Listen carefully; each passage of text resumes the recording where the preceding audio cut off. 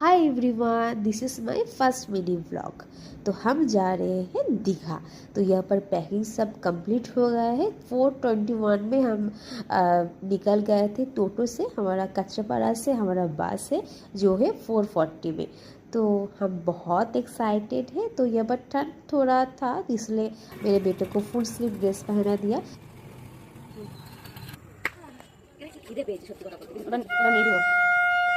बस एकदम अपने टाइम में ठीक आ गया था। तो हम लोग की रेडी थे तो इसलिए बहुत जल्दी से हम लोग बस के ऊपर चढ़ गए। तो यहाँ पर मैं मेरी व्लॉग एंड करती हूँ। और भी दीघा का व्लॉग आएगा। तो जो मेरे चैनल पे न्यू है तो प्लीज़ मेरे चैनल को सब्सक्राइब कर देना, लाइक कर देना और प्लीज़ शेयर करना। और मेरे व्लॉग कैसा लगा प्लीज़ कमेंट्स करके बोलना। बाय। और एक बात मैं बोलती हूँ, मेरे हिंदी थोड़ा टूटा फूटा है तो प्लीज़ मैनेज कर लेना। बाय।